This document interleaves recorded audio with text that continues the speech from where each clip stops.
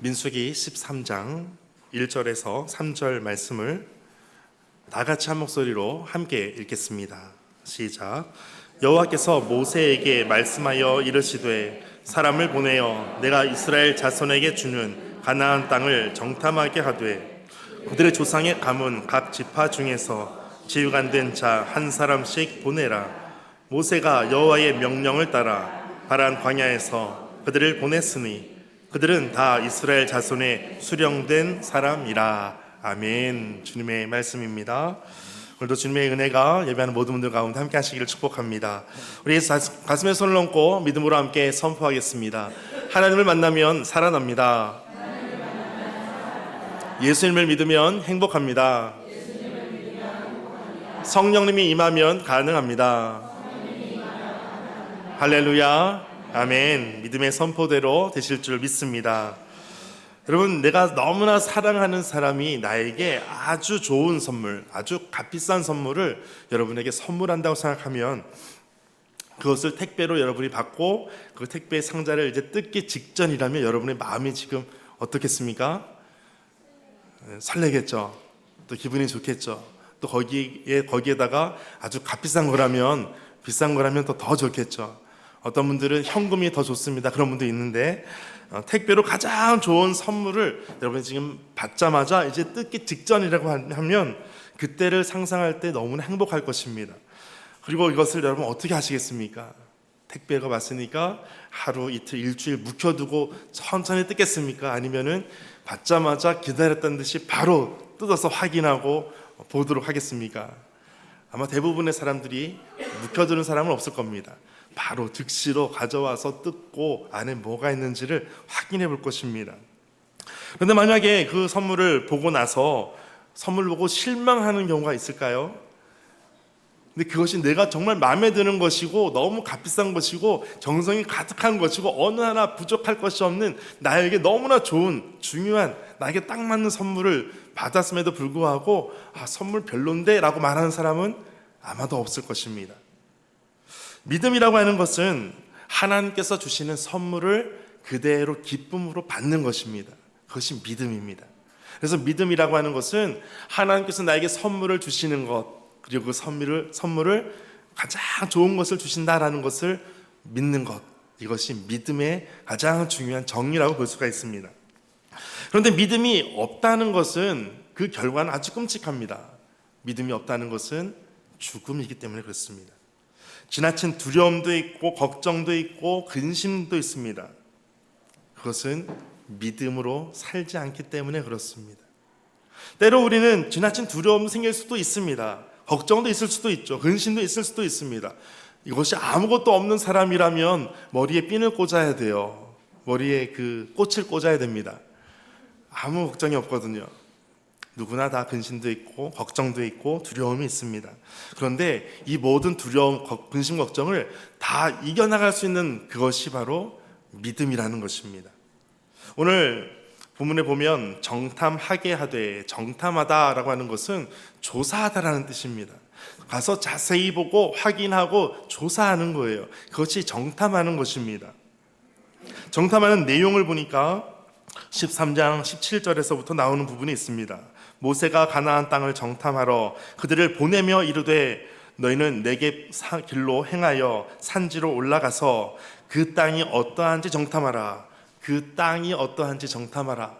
그런데 그 땅이 어떠한지를 자세히 설명하는데 곧 그 땅 거민이 강한지 약한지, 많은지 적은지와 그들이 사는 땅이 있는데 그 땅이 좋은지 나쁜지, 그들이 사는 성읍이 있는데 그 성읍이 진영인지 산성인지와 20절에는 토지가 비옥한지 메마른지, 또 나무의 실과가 있는지 없는지 탐지하라. 그리고 또 그 땅의 실과를 가져와라.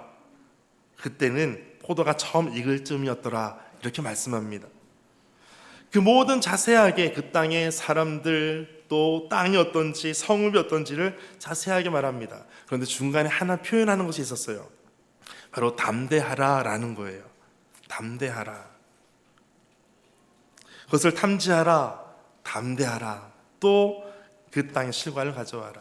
담대하라라고 하는 말은 야, 마음을 좀 강하게 먹어야 되겠구나 그런 의미가 아니고요. 그 영어 성경에 보면 do your best예요. 최선을 다하라는 거예요. 최선을 다해라. 그 땅이 어떤지, 그 거민이 어떤지, 그 성읍이 어떤지를 다 알아보는데 최선을 다해서 알아보라는 거예요.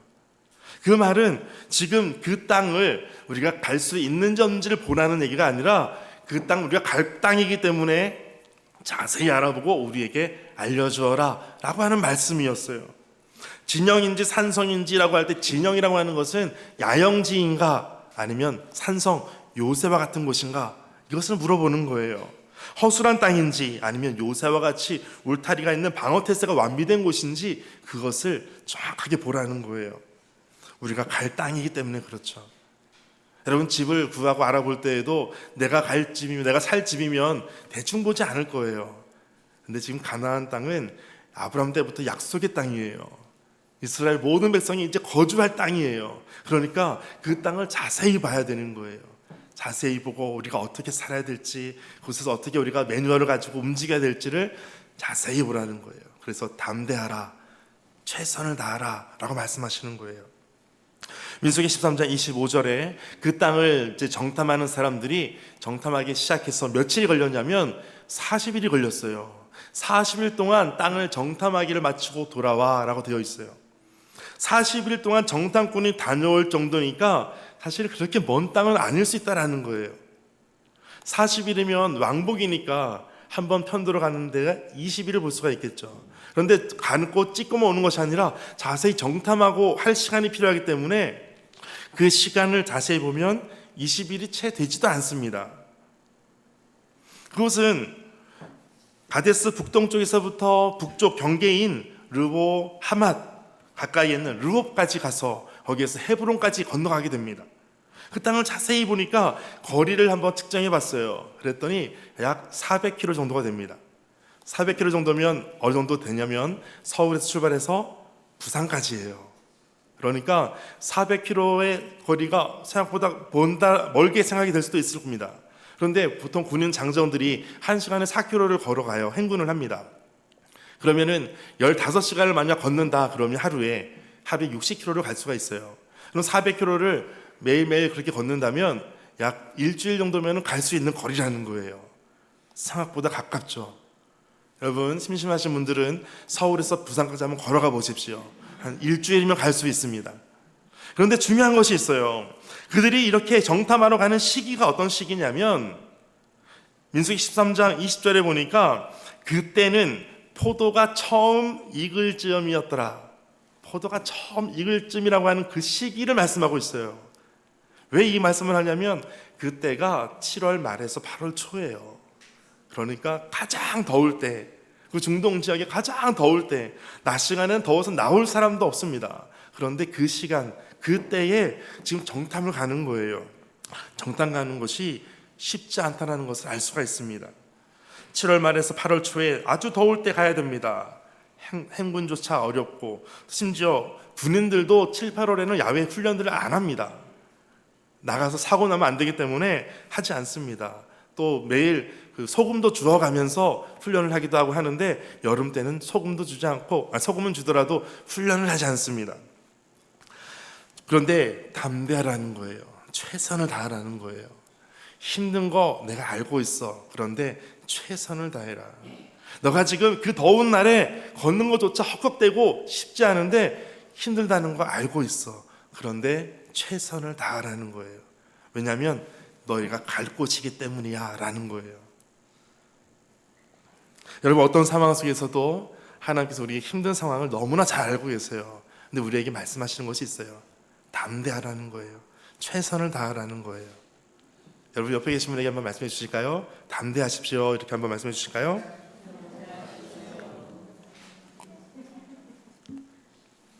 여러분 최선을 다하는 거예요. 담대하는 거예요. 정탐한 첫 성읍은 바로 헤브론이라는 곳이었습니다. 헤브론. 민수기 13장 21절 23절을 보면 이에 그들이 올라가서 땅을 정탐하되 신광야에서부터 하마덕이 르홉에 이르렀고 또 네게부에서 올라가서 헤브론에 이르렀으니 헤브론은 어떤 성이냐면 헤브론은 애굽 소안보다 7년 전에 세운 곳이다. 헤브론은 애굽 소환보다 7년 전에 세웠다라고 하는 말은 그만큼 성읍이 크고 성벽이 잘 축조되고 큰 건물들이 있다라는 것을 의미합니다. 그러니까 여러분, 우리 동네를 보통 올 때, 원주 기업도시를 올 때 많은 사람들이 깜짝 놀랍니다. 왜 그렇죠? 시골길을 막 가다가 산이 보이고 그런 시골길 가다가 갑자기 아파트가 확 보이는 거예요. 다들 놀랍니다. 여러분, 많은 간증들 들어보셨죠? 시골길을 가다가 갑자기 높은 건물이 보이니까 다들 놀라지 않을 수가 없어요. 지금 정탐꾼이 바로 그런 거예요. 지금 매일매일 낮은 집만 보다가, 흙집만 보다가 갑자기 콘크리트 아파트를 본 거예요. 정탐꾼들이 놀랄 수밖에 없는 일이 발생했죠. 헤브론은 그와 같은 성읍이었어요. 이스라엘 가운데 이 헤브론은 역사적으로도 굉장히 중요한 곳이었습니다. 한번 보실까요? 아브라함에게 땅을 유업으로 주겠다라고 하셨던 그 약속을 하셨던 곳이 헤브론과 가까운 곳이었습니다. 또 조카 롯을 구출하기 위해서 추격할 때 거점 지역으로 삼았던 곳이 헤브론이었습니다. 또 땅을 구입해서 아브라함의 아내 사라를 매장했던 곳이 바로 막벨라 굴이 있는 곳이 헤브론이었습니다. 그러니까 이스라엘 민족에게 있어서 이 헤브론은 굉장히 중요한 땅입니다. 역사적인 땅이에요. 모르지 않는 땅이에요. 그런데 너무 오랜만에 왔더니 그 땅이 성읍이 있고 도시가 발달되어 있고 사람들이 깜짝 놀라는 거예요. 창세기 35장 27절에 보면, 오늘 말씀 본문이 많은데요, 다 같이 읽지 않고 제가 빠르게 설명도 하겠습니다. 창세기 35장 27절에 야곱이 기럇 아르바의 마므레에 가서 그의 아버지 이삭에게 이르렀으니 기럇 아르바는 곧 아브람과 이삭이 거류하던 헤브론이더라. 헤브론은 아브람과 이삭이 지냈던 곳이에요. 그러니까 약속의 땅이 분명한 곳입니다. 거기를 지금 정탐하는 거예요. 창세기 50장에도 5절 6절에 우리 아버지가 나로 맹세하여 이르되 내가 죽거든 가나안 땅에 내가 파놓은 묘실에 나를 장사하라 하였으니 나로 올라가서 아버지를 장사하게 하소서 내가 다시 오리이다 하라 하였더니 바로가 이르되 그가 내게 시킨 명령 맹세대로 올라가서 내 아버지를 장사하라. 가나안 땅에 내가 파놓은 묘실에 나를 장사하라. 그 땅이 이미 있다라는 거예요. 확보된 땅인 거예요. 아무나 가가지고 내가 장사하겠다라고 할 수가 없잖아요. 그런데 이미 확보된 곳이 헤브론의 그 땅이었습니다. 바로 막벨라 굴이었어요. 50장 12절 13절에도 야곱이 아들들에게 아버지가 그들에게 명령한 대로 그를 따라 행하여 그를 가나안 땅으로 메어다가 마므레 앞 막벨라 굴 밭굴에 장사하였으니 이는 아브라함이 해쪽 속 에브론에게 밭과 함께 사서 매장지를 삼은 곳이었더라. 출애굽하기 전에 이미 그 땅이 이미 그렇게 이스라엘이 알고 있는 땅, 그곳에 가서 장사를 지내도 누구도 뭐라 할 수 없는 돈을 주고 산 땅이에요. 그 땅이 바로 막벨라 굴이 있는 땅입니다. 이스라엘 민족에게 있어서 너무나 중요한 땅이죠. 아브라함이 묻혀 있고 사라가 묻혀 있는 곳이에요. 이삭이 묻혀 있는 곳이에요. 너무나 중요한 땅이죠. 또 거기에는 에스골 골짜기가 있었습니다. 민수기 13장 23, 24절 보면 에스골이 있는데 에스골 골짜기는 24절에 이스라엘 자손이 거기서 포도를 베었으므로 그것을 에스골 골짜기라 불렀다. 이렇게 말씀합니다. 그것은 그 포도송이가 너무나 커가지고 23절에 보니까 두 사람이 성인 남자 둘이 이것을 양쪽에 막대를 꿰어서 메고 올 정도로 포도가 컸다라는 거예요. 여러분 상상이 되십니까? 그와 같은 곳이 바로 에스골 골짜기 헤브론이 있는 그곳이었습니다. 정탐을 잘했다면 이제 돌아와서 보고를 해야죠. 보고서를 써야 됩니다. 이제 민수기 13장 26절에 보니까 바란 광야, 바란은 파란이라고 하는 광야입니다. 이름입니다. 파란 광야 가데스에서 모세와 아론과 이스라엘 자손의 온 회중에게 나와 그들에게 보고하기 시작합니다. 그리고 그 땅의 과일을 보여줍니다. 실물 교육을 시켜준 거예요. 실제 이렇다라는 것을 말로만 듣는 것이 아니라 보게 해준 거예요. 그리고 27절에 모세에게 말하여 이르되 당신이 우리를 보낸 땅에 간즉 과연 그 땅에 젖과 꿀이 흐르는데, 과연 젖과 꿀이 흐릅니다. 이것은 그 땅의 과일입니다 라고 보여주는 거예요. 모든 사람들이, 또 모세도 마찬가지로 그 땅이 얼마나 좋을지를 얼마나 상상하고 기대하고 40년 동안 광야를 지나면서 왔겠습니까? 아직 40년은 되지 않았죠. 40년이 나중에 되겠지만 그 땅을 보고하고 왔는데 그 땅에 갈 수 없다라는 거예요. 그 다음 28절에 보면 그러나라는 거예요. 그러나 너무 좋은 선물을 받았는데 선물을 택배에서 받자마자 이 선물 너무 좋은데 그러나 나는 못 받는다라는 거예요. 있을 수 없는 일이 발생한 거예요. 그 땅 거주민들은 강합니다. 성읍은 견고합니다. 힘이 클 뿐 아니라 거기에서 우리가 본 사람들이 있는데 안악자손을 받습니다. 사람들이 깜짝 놀라는 거예요. 안악자손이라는 얘기를 듣자마자 모든 사람들은 다 놀랐을 거예요. 거주민이 강하고 성읍이 견고하고 크다라는 것만 들었을 때에는 상상이 잘 안 됐을 거예요. 그런데 안악자손이라는 얘기를 들었을 때는 모든 사람들이 다 깜짝 놀랄 수밖에 없었어요. 그리고 그 사람들, 아말렉인은 남방에 거주하고 있었고 헷인과 여부스인과 아모리인은 산지에 거주하고 있었습니다. 가나안인은 해변과 요단 강에 거주하고 있었습니다. 그 당시에 가나안에는 7 족속들이 살고 있었거든요. 그 족속들이 지금 살고 있는 곳이 위치가 지금 다 보이기 시작한 거예요. 그나마 거기서 안악자손을 받습니다. 젖과 꿀이 흐르는 땅이라고 하는 것은 젖은 목축이 가능한 곳입니다. 꿀이라고 하는 것은 농업이 가능하다는 거예요. 좋은 땅이라는 거예요. 그러나 우리는 갈 수 없다는 거예요. 민수기 14장 8절에 여호와께서 우리를 기뻐하시면 우리를 그 땅으로 인도하여 들이시고 그 땅을 우리에게 주시리라. 이 땅은 과연 젖과 꿀이 흐르는 땅이니라. 다른 정탐꾼 12명 중에 이 두 사람은 이 땅을 보면서 우리는 갈 수 있습니다라고 말하는 사람도 있었던 거예요. 12 정탐꾼이었는데 10명은 부정적인 반응을 보이고 2명은 긍정적인 반응을 보였어요. 반응이 달랐습니다. 13장 31절 이렇게 말씀합니다. 그와 함께 올라갔던 사람들은 이르되 우리가 능히 올라가서 그 백성을 차지하지 못하리라. 그들은 우리보다 강합니다. 우리는 우리보다, 지금 그들이 보고 있는 것은 무엇이냐면 자신을 보고 있는 거예요. 우리를 보고 있는 거예요. 우리를 보니까 그 땅에 올라갈 수 없겠습니다. 우리를 보니까 그들이 더 강합니다. 비교하기 시작하는 거예요. 33절에 정탐한 땅을 악평했다라고 하는 것은 배드 리포트를 쓴 거예요. 안 좋은 보고서를 쓴다라는 거예요. 악평했습니다. 그 땅 거주민은 삼키는 자입니다. 그 거주민을 삼키는 자입니다. 그 땅을 삼키는 자다라고 하는 것은 우리가 그 땅을 가게 되면 그들이 걸신이 들린 것처럼 우리를 먹어버릴 것입니다. 우리를 파괴할 것입니다. 그런 의미를 가지고 있습니다. 우리는 이라고 하는 것을 잘 보면 거기에는 무엇이 빠져 있냐면 하나님이 빠져 있어요. 하나님 없이 그냥 우리를 보니까 갈 수 없겠다는 거예요. 그래서 결국 안 좋은 보고서, 악평을 쓰게 됩니다.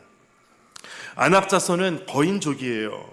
네피림의 후손이라고 합니다. 네피림은 노아 때부터 악명 높았던 거인족 속이에요. 사무엘상 17장 4절에 보니까 골리앗이 나오는데 골리앗의 키가 6규빗 한 뼘이라고 되어 있어요. 한 규빗이 50cm 정도가 됩니다. 그러니까 6규빗이니까 3m 정도가 되죠. 그 사람이 골리앗이었어요. 그런데 이 안악자손은 골리앗도 좀 작게 보이는 거예요. 그 정도로 큰 사람들이에요. 한번 제가 찾아봤어요. 우리 인류 역사상 기록상으로 큰 사람이 누가 있을까? 로버트 워들로우라고 하는 사람입니다. 1918년 2월 22일에 태어났던, 알턴에서 태어났던 사람입니다. 미국 일리노이주의 알턴 출생입니다. 그 사람의 키가 2m 72cm였습니다. 그러나 한 살 때 키가 1m 가까이 됐었다 그래요. 4살 때 1m 20이었습니다. 8살 때 1m 80이었습니다. 그가 점점 계속해서 자라는 거예요. 그리고 기네스에도 오르게 되고요. 몸무게가 222kg입니다. 발이 47cm입니다. 상상이 되십니까? 그런데 지금 가나안에 정탐을 갔는데 이 사람도 작은 거예요. 골리앗보다 작잖아요. 이 사람 같은 사람들이 다 있는 거예요. 사람들이 볼 때 그 사람들을 보고 나를 보고, 나를 보고 그 사람들을 보고 하다 보니까 마음속에 다른 마음이 드는 거예요. 정탐을 왔을 때 그 땅이 얼마나 좋은 땅인가를 기대하고 왔었지만 이 사람들을 보는 순간 완전히 다 절망 속에 사로잡히는 것입니다. 또 한 사람이 있는데 뒤에 사진이 있습니다. 이 사람 같은 사람이고요. 키가 너무 큰 것이 보이죠. 현존하는 인물 중에 키가 큰 사람이 누굴까를 봤더니 이 사람이 있어요. 이 사람의 키가 2m 한 50 정도가 됩니다. 많이 작아졌죠. 실제 보통 사람들하고 차이가 얼마나 큰지를 볼 수가 있는 사진이죠. 그 땅은 우리를 삼키고 말 것입니다. 이렇게 32절에 말합니다. 삼키고 말 것입니다. 그 땅에 걸신이 들린 것처럼 우리를 먹어버릴 겁니다. 파괴할 것입니다. 이렇게 표현하는 거예요. 너무 실감나는 표현이죠. 거인족을 보고 자신을 보니까 드는 생각이 있어요. 머릿속에 한 가지 이미지가 떠올렸는데 그 이미지가 바로 메뚜기였어요. 야, 우리는 메뚜기 같구나. 그 사람들의 사이즈를 보니까 그레이트 사이즈예요. 어마어마한 사이즈라는 거예요. 사람을 봐도 그렇고 건물을 봐도 그렇고 다 압도돼 버렸어요. 보이는 것은 보니까 어쩔 수 없이 우리가 할 수 없겠구나라는 것밖에 생각이 안 들었어요.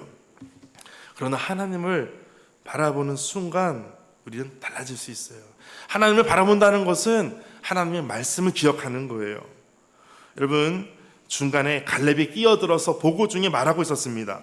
민수기 13장 30절에 보니까 갈렙이 모세 앞에서 백성을 조용하게 하고 이르되 우리가 올라가서 그 땅을 취하자 능히 이기리라 이렇게 말했습니다. 그렇게 하나 계속해서 보고서가 안 좋은 보고서가 나오는 거예요. 갈 수 없다는 거예요. 할 수 없다는 거예요. 우리는 가면 죽는다는 거예요. 그 가운데 두 사람만이 우리는 갈 수 있다라고 말하는 사람들이 있었어요. 바로 여호수아와 갈렙이었어요. 갈렙과 여호수아. 왜 여호수아와 갈렙이 우리는 갈 수 있다라고 말했는가? 그것은 어떤 혈통적인 어떤 부분도 배경도 볼 수가 있습니다. 르우벤이 첫째 장자였어요. 르우벤 지파가 우리가 앞장서서 가겠습니다 하면 가장 좋지 않습니까? 근데 르우벤은 아버지의 침상을 더럽혔어요. 그래서 장자로서 역할을 할 수가 없습니다. 시므온과 레위는 세겜 땅에서 잔인하게 사람들을 죽이는 일들을 했었어요. 그렇기 때문에 피를 묻혀서 그 잔인함 때문에 장자의 역할을 할 수가 없습니다. 네 번째 아들이 바로 유다였습니다. 정서적 장자였습니다. 유다가 모든 것을 앞장서서 하려고 합니다. 유다 지파를 통해서 나중에 예수 그리스도께서 오시는 그 족보까지 이어지게 되죠. 그래서 유다 지파 중에 누군가가 우리가 갑시다라고 말해야 되는 거예요. 또 한 사람이 있어요. 야곱이 사랑한 라헬이 있어요. 라헬이 낳은 요셉이 있죠. 요셉의 아들 둘이 있어요. 므낫세와 에브라임이었어요. 그러니까 요셉의 아들들 중에서 우리가 뭔가 좀 해야지 하는 사람이 있을 거예요. 그 사람이 바로 한 사람이 나와야 되는 거예요. 그래서 유다 지파로 누가 나올까? 여분의 아들 갈렙이 나오는 거예요. 또 우리가 또 할 수 있다라고 말하는 에브라임 지파 속에는 눈의 아들 여호수아가 나오는 거예요. 그래서 에브라임 지파에서 한 명, 유다 지파에서 한 명, 갈렙과 여호수아가 우리가 할 수 있습니다라고 말하고 있는 거예요. 그러니까 지파 간의 어떤 그런 알력 같은 것도 같이 볼 수가 있는 부분이 됩니다. 그리고 이제 민수기 14장 6절에서 9절 보니까 그 땅을 정탐할 자 중에 눈의 아들 여호수아와 여분의 아들 갈렙이 자기들의 옷을 찢고 이스라엘 자손의 온 회중에게 말하여 이르되 우리가 두루 다니며 정탐한 땅은 심히 아름다운 땅입니다. 여호와께서 우리를 기뻐하시면 우리를 그 땅으로 인도해 갈 것입니다. 그것은 젖과 꿀이 흐르는 땅입니다. 9절 말씀 같이 읽어보겠습니다. 시작. 다만 여호와를 거역하지 말라. 또 그 땅 백성을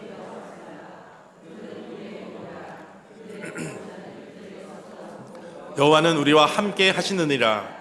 그들을 두려워하지 말라 하나. 아멘. 다만 여호와를 거역하지 말라. 그리고 그 땅 사람들을 두려워하지 말라. 왜? 이유를 말씀하고 있는데 그들의 신은 떠났습니다.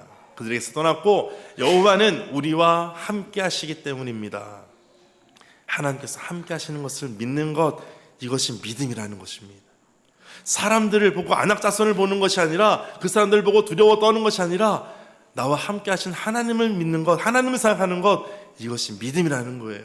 우리 눈에 보이는 것은 두려운 것밖에 없어요. 우리 눈에 보이는 것은 우리를 좀먹고 우리를 힘들게 하는 것밖에 없어요. 나에게 아픔이 있고 나에게 어떤 병이 있고 나에게 어떤 힘들게 하는 것이 있다 할지라도 그것을 보는 것이 아니라 나와 함께 하신 하나님을 볼 때 그 믿음으로 그들을 두려워하지 않을 수 있는 거예요. 우리가 갈 수 있다라고 말할 수 있는 거예요. 단순히 지파 간의 알력 때문에 에브라임 지파에서 유다 지파에서 한 명씩 나오는 정도에서 그치는 것이 아니라 하나님께서 우리와 함께 하시기 때문에 그들이 어떠한들 안악자손이 있어도 우리는 갈 수 있습니다 라고 말할 수 있는 거예요. 단순히 그 땅 백성을 두려워하지 말라가 아니었어요. 다만 여호와를 거역하지 말라. 하나님께서 보내주신다고 하시는데 거역하지 말라는 거예요. 여러분, 그들은 우리의 먹이라, 그들의 보호자는 그들에게서 떠났고 여호와는 우리와 함께 하시느니라. 만약 영화 같은 데서 이런 얘기를 멘트를 들으면 여러분 어떻겠어요?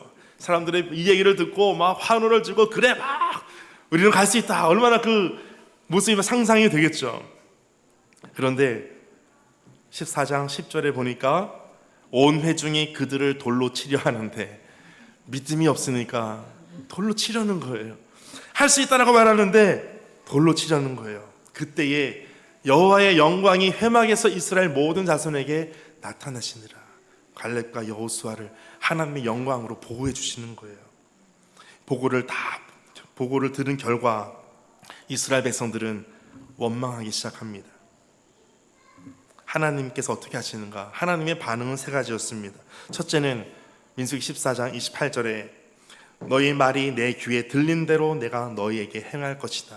너희가 말한 대로 내가 너희를 그렇게 할 것이다. 하나님께서 불평도 들으십니다. 그리고 또 하나 우리의 기도도 들으신 분이십니다. 요한일서 5장 14절 15절 보니까 그의 뜻대로 무엇을 구하면 들으심이라. 15절에서도 우리가 그에게 구한 것을 얻은 줄을 또한 아느니라. 하나님께서 다 들으신다는 거예요. 여러분, 불평하는 것도 들으시는데 우리가 하나님께 구한 것, 하나님의 뜻대로 구한 모든 것을 다 들으시고 주신다는 거예요. 여러분, 입술로 주님 앞에 더욱더 신실하게 나아가게 되시기를 축복합니다. 여러분, 원망은 하나님의 약속을 잃어버렸을 때 나타나는 거예요. 오늘 본문에 보면 그것은 어떤 긍정적이냐 부정적이냐 이것 정도가 아니에요. 이것은 믿음의 부분이에요. 약속을 기억하냐 못하냐의 부분이에요. 여러분, 긍정적으로만 산다고 모든 것이 다 되지 않습니다. 부정적으로만 한다고 모든 것 다 안 되는 것 아닙니다. 그런데 약속의 말씀은 믿느냐 안 믿느냐는 큰 결과의 차이가 나타나는 것입니다. 우리 교회는 저는 원불교가 사라져야 됩니다. 원불교가 뭔지 아십니까? 원망 불평하는 교인이에요. 원망 불평하는 것이 사라져야 돼요. 늘 감사로 하나님의 약속을 말씀을 붙잡는 거예요. 그렇게 되시기를 축복합니다. 두 번째, 하나님께서 어떤 거 하시냐면 너희의 그 출애굽의 첫 세대들이 광야에서 다 죽게 된다라는 거예요. 가나안에 못 들어간다는 거예요. 민수기 14장 29절에 너희 시체가 이 광야에 엎드러질 것이다. 민수기 14장 32절에 너희의 시체는 이 광야에 엎드러질 것이다. 민수기 14장 35절에 그들이 이 광야에서 소멸되어 거기서 죽으리라. 아무도 가나안에 들어갈 수 없다라는 거예요. 하나님의 약속을 기억하고 믿는 것, 이것이 믿음이라는 것입니다. 저는 여러분의 믿음의 거장이 되시기를 축복합니다. 히브리서 11장 6절에 우리 잘 알고 있는 말씀이죠. 같이 읽어보겠습니다. 시작. 믿음이 없이는 하나님을 기쁘시게 하지 못하나니 하나님께 나아가는 자는 반드시 그가 계신 것과 또한 그가 자기를 찾는 자들에게 상 주시는 이심을 믿어야 할지니라. 아멘. 믿음으로 나아가는 거예요. 믿음으로 한번 살아보는 거예요. 믿음으로 결단해 보는 거예요. 세 번째, 하나님께서 어떤 일을 하시냐면 14장 34절에 너희는 그 땅을 정탐한 날 수인 40일의 하루를 1년으로 쳐서 40년간 너희의 죄악을 담당할지니. 40년 동안 광야에서 방황하게 돼 있어요. 그런데 물론 하나님께서 인도에 가시는 보호가 있지만 광야에서 머무르면서 가나안에 바로 못 가요. 가나안 땅 정탐꾼이 일주일이면 가는 곳이었어요. 열흘이면 가는 곳이었어요. 백성들이 다 움직여가도 한 달이면 넉넉히 갈 만한 곳이었어요. 그런데 못 들어간다는 거예요. 그 40년간 너희의 죄악을 담당할지니. 이렇게 불평하고 하나님께서 약속해 주신 것을 잊어버리는 것, 하나님을 기억하지 못하는 것, 이것이 죄악이라는 거예요. 여러분, 이런 죄를 짓지 않게 되시기를 축복합니다. 그러나 제외되는 사람들이 있었어요. 민수기 14장 38절 그 땅을 정탐하러 갔던 사람들 중에서 오직 눈의 아들 여호수아와 여분의 아들 갈렙은 생존하니라. 하나님의 약속을 붙잡고 하나님께서 우리와 함께 하신다는 것을 믿고 나아가는 이 두 사람은 들어갈 수 있다라는 거예요.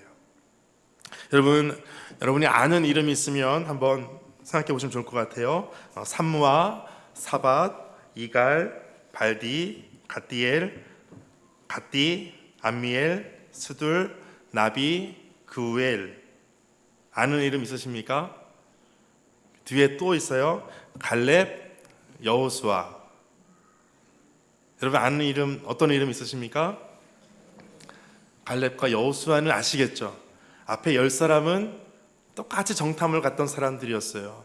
그 지휘관들이었어요. 오늘 말씀에도 보면 거의 이스라엘 자손에게 주는 가나안 땅을 정탐하게 하는데 조상의 감은 각 지파 중에서 지휘관 된 사람들, 예전 성경에 보니까 두령들, 지도자들이에요.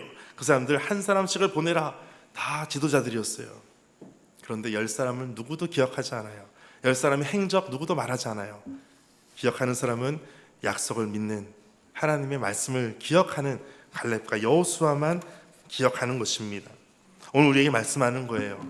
내가 너에게 주는 가나안 땅을 정탐하라. 여러분이 어떻게 무엇을 보고 어떻게 보고하시겠습니까? 하나님께서 여러분에게 택배를 보내주셨어요. 선물로 주셨어요. 정탐하라는 것은 받을지 말지를 보라는 것이 아니었어요. 받은 선물이 어떤 것인지를 확인해 보라는 거예요. 이제 우리의 반응이 기쁨과 소망과 감사로 넘치는 것이 당연한 것입니다. 여러분, 믿음이라고 하는 것은 약속을 붙잡는 겁니다. 약속으로 하나님의 말씀을 기억하고 담대히 나아가는 거예요.